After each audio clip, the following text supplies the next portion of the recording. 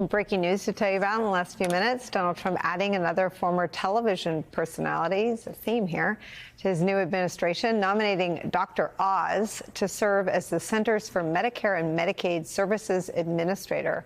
That's a position that manages Medicare and Medicaid and other programs that cover half of all Americans, half of all the people in this country. It's a position under the Department of Health and Human Services that will require Senate approval to be confirmed. Trump says Dr. Oz, who ran and lost the Senate Pennsylvania race in 2022 to John Fetterman, will work closely with RFK Jr. to, quote, take on the illness industrial complex and all the horrible chronic diseases left in its wake. Trump says this about Dr. Oz, quote, there may be no physician more qualified and capable to make America healthy again.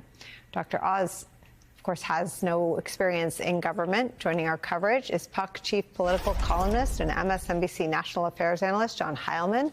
Also joining us, MSNBC contributor and columnist Charlie Sykes is here. Maya is still with us. John Heilemann, president gets to pick whomever he or she wants in their cabinet.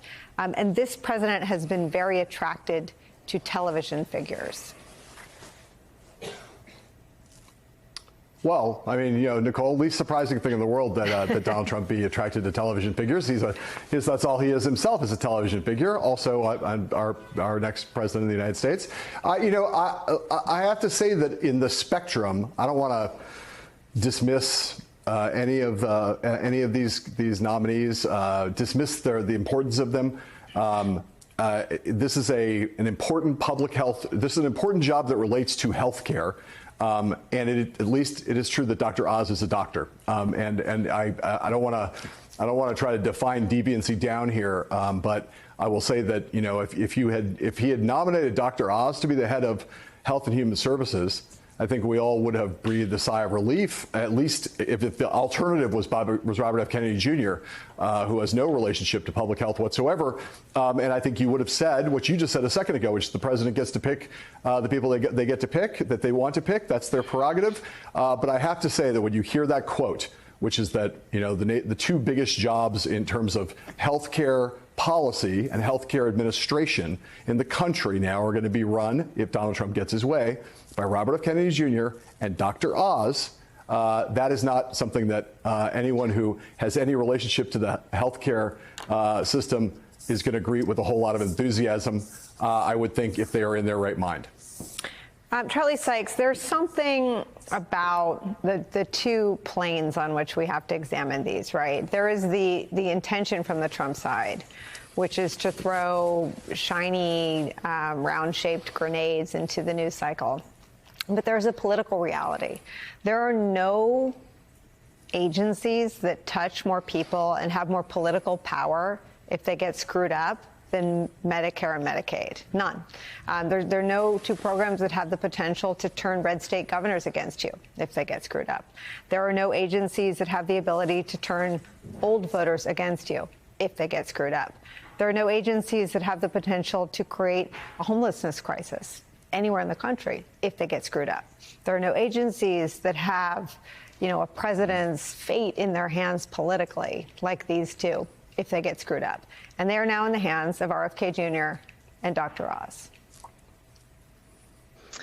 Yeah, can we just start with that sentence? As soon as John said it, you know, if we would have said a couple of months ago that that the healthcare system in America would be, I mean, that these two agencies would be run by RFK Jr. and Dr. Oz, and that Tulsi Gabbard would be at the top of the intelligence committee, and Matt Gaetz would be Attorney General, people would have said, "Oh, you guys are suffering from Trump derangement syndrome. You know, stop making this stuff up."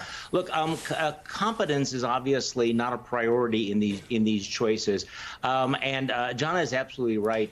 It is remarkable to the degree to which this administration has, in fact, defined deviancy down and defined absurdity down, because you put it all in context, and you have people who are utterly unsuited for the jobs they are being given and have a long history of comments and behavior that ought to be utterly disqualifying. I mean, during the COVID pandemic, Dr. Oz was a peddler of pseudoscience and disinformation, and now he's going to be running Medicare and Medicaid. And you know, we don't even need to get into the things that Robert F. Kennedy Jr. has done.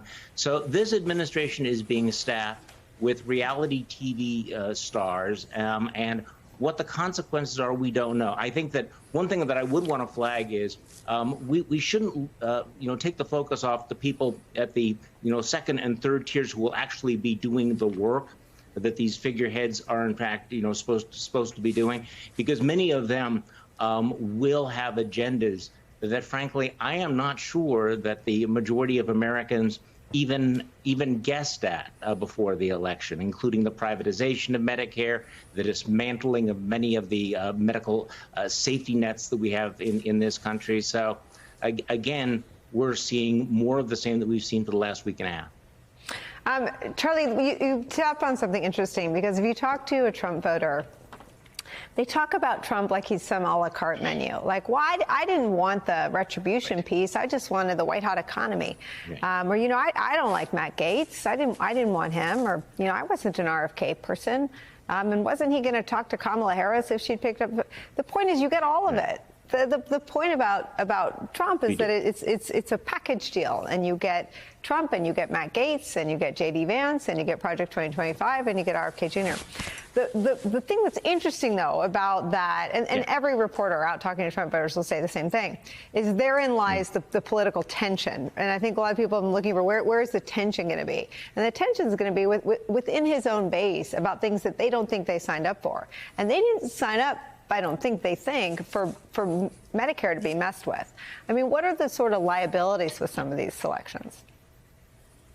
Well, they're huge, and Donald Trump actually does understand this, or at least did at one time. I mean, one of his major political initiatives back in 2016 was when he separated himself from other Republicans. He said, "I will not mess with Social Security and Medicare." You remember when he did that? And that was crucial, I think, to putting together the coalition that he put together. You and I are old enough to remember the Tea Party. One of the great paradoxes of the Tea Party movement was people wanted to dismantle the government, slow down the growth of government, but they also supported Social Security and Medicare. So there is a real risk there. And as usual with Donald Trump, I think that you should not assume that he's thought through all of the consequences of messing with Medicare.